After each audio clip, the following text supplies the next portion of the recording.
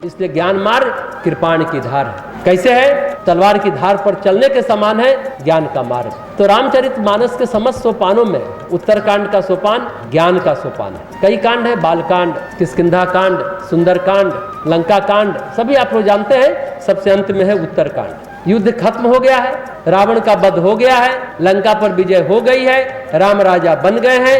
ये उत्तरकांड सचमुच क्या है? श्रवण कांड है, सुनने वाला कांड, श्रवण। अभी हम लोग श्रावण मास से गुजरे हैं। श्रावण मास यानी सुनने का मास है। गुरु ने कहा, शिष्य ने सुना। बहुत गहरी बात है। हम लोग श्रावण मास में जल चढ़ा लिए, ठीक है, हम हमेशा बोलते हैं देवशयन एकादशी, सभी देवता सो जाते हैं, विष्णु जी सो जाते हैं 4 महीने के लिए, अभी सोए हुए। देवोत्थान एकादशी को भगवान विष्णु जगेंगे तो फिर मांगलिक कार्य शुरू हो जाए। विष्णु भगवान जब सोए रहते हैं तो कोई मांगलिक कार्य, विवाह शादी नहीं होता, बाकी सारे आयोजन होते हैं। गृह प्रवेश से लेकर के और भी विभिन्न व्यापार मुहूर्त होता है, लेकिन विवाह मुहूर्त नहीं होता, मांगलिक कार्य नहीं होता। 8 महीने सृष्टि का संचालन भगवान विष्णु करते हैं, और जब विष्णु योग निद्रा में चले जाते हैं तो 4 महीने सृष्टि का संचालन भगवान शिव करते हैं। और शिव आते हैं, शिव तो आदि गुरु हैं, सभी के गुरु हैं। तो गुरु ने कहा, शिष्य ने सुना। श्रावण मास सुनने का मास है। उसी तरह ये उत्तरकांड श्रवण कांड है, सुनने वाला अध्याय है ये। इसमें राम अपने भाइयों से कथा कहते हैं, काक भुसुंडी गरुड़ जी से कथा कहते हैं। इसमें बहुत सारे ज्ञान का प्रकरण है उत्तरकांड में। ये कांड विचार का कांड है, श्रवण का कांड है, विश्लेषण का कांड है। विश्लेषण में बुद्धि तत्व की प्रधानता होती है। गोस्वामी जी ने इस कांड में ज्ञान दीपक प्रसंग की चर्चा की है, ज्ञान की साधना को अद्भुत ढंग से प्रस्तुत किया। गोस्वामी जी कहते हैं, अगर हम बुद्धि को परिमार्जित करें, चित्त को शुद्ध करें, तो बुद्धि की दियटी में ज्ञान की ज्योति प्रदीप्त हो। जो अनुभूति का विषय है, सिर्फ सुनने का विषय नहीं है, जानने का विषय नहीं, उसको अनुभव में उतार लेने का विषय है, अनुभूति का विषय है। दियटी मतलब, दियटी शब्द अभी हमने कहा, दियटी मतलब जिसमें दिया धरा जाता है। तात्विक दृष्टि से जीव शुद्ध बुद्ध मुक्त है। गोस्वामी जी कहते हैं, ईश्वर अंश जीव अविनाशी, चेतन अमल सहज सुख राशि। जीव भी ईश्वर का अंश है, वो अविनाशी, चेतन, निर्मल और स्वभाव से ही सुख की राशि है।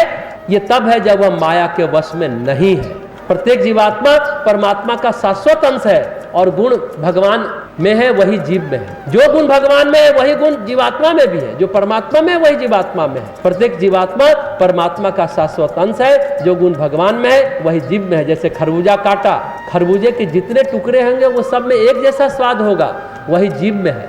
अलग अलग तो स्वाद होगा नहीं। कहने का तात्पर्य है कि जो पूर्ण है वही अंश है। जैसे बोरे के चावल को जांचने के लिए स्टील की पड़की बोलते हैं या पड़खी बोलते हैं, अपने यहाँ बोरे में घुसाते हैं, उसमें से थोड़ा चावल निकल आता है और मान लेते हैं कि बोरी का पूरा चावल, वैसा ही होगा।